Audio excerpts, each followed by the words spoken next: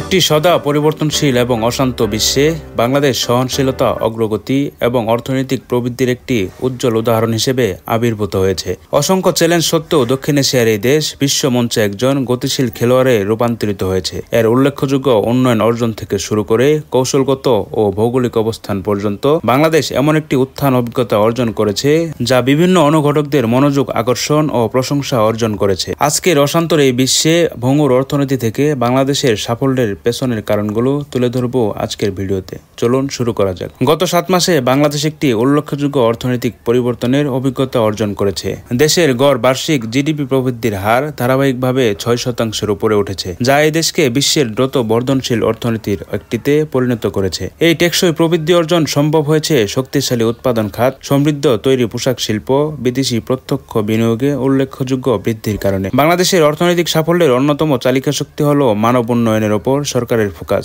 সরকার বাজার নিয়ন্ত্রণ ও আমদানিতে প্রচুর বিনিয়োগ করেছে বিধায় দ্রব্যমূল্যের লাগাম টেনে ধরে দরিদ্রতার মূল্য হ্রাস এবং মধ্যবিত্ত শ্রেণীর সম্প্রসারিত হয়েছে।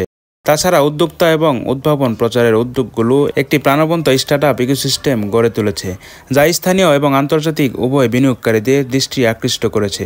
জলবায়ু পরিবর্তনের বিরুদ্ধে যুদ্ধে বাংলাদেশ প্রায়ই একটি ফ্রন্টলাইন রাষ্ট্র হিসেবে সমাদৃত হয়ে আসছে। নিচু বদ্বীপ অঞ্চলে অবস্থিত বাংলাদেশের ক্রমবর্ধমান সমুদ্রপৃষ্ঠের উচ্চতা, ঘূর্ণিঝড় এবং চরম আবহাওয়া প্রভাবের জন্য অন্তত ঝুঁকিপূর্ণ। বর্তমান সরকার এসব চ্যালেঞ্জের কাছে নত স্বীকার না করে বাংলাদেশ জলবায়ু পরিবর্তনের অভিযোজন এবং প্রমোশনে সক্রিয় পন্থা গ্রহণ করেছে। তাছাড়া নবায়নযোগ্য জ্বালানি, বিশেষ করে সৌর বিদ্যুতের ক্ষেত্রে বাংলাদেশ বিশ্বে নেতৃত্বদানকারী রাষ্ট্র হিসেবে আবির্ভূত হয়েছে। নবায়নযোগ্য শক্তির উৎসগুলোতে বিনিয়োগের মাধ্যমে বাংলাদেশ কেবল কার্বন নিরসন হ্রাস করেনি, বরং দেশের ক্রমবর্ধমান জনসংখ্যার জন্য বিদ্যুৎ সরবরাহ নিশ্চিত করেছে। দেশের সহনশীল রেমিটেন্স প্রবাহ এবং সরাসরি বিদেশ বিনিয়োগের এফডিআই স্থির প্রবাহ বাংলাদেশের অর্থনৈতিক স্থিতিশীলতায় উল্লেখযোগ্য অবদান রেখেছে। সরকার আর্থিক সহায়তা এবং বিশ্ববাজারে প্রবেশাধিকার সুরক্ষিত করতে আন্তর্জাতিক আর্থিক প্রতিষ্ঠানগুলোর সঙ্গেও সহযোগিতা করছে। বিচক্ষণ সামষ্টিক অর্থনীতির নীতির সঙ্গে মিলিত এই কৌশলগত উদ্যোগ বাংলাদেশকে অর্থনৈতিক বাধা মোকাবেলা করতে এবং এর প্রবৃদ্ধি বজায় রাখতে সক্ষম করেছে। আন্তর্জাতিক অঙ্গনে বাংলাদেশের উত্থান ক্রমবর্ধমান কূটনৈতিক প্রভাবেও স্পষ্ট। বাংলাদেশ একটি সক্রিয় বৈদেশিক নীতি অনুসরণ করেছে এবং বৈশ্বিক অংশীদারদের সাথে সহযোগিতা বাড়াতে বিভিন্ন ধরনের সমস্যা মোকাবেলায় কার্যকরী পদক্ষেপ গ্রহণের জন্য কাজ করে চলছে।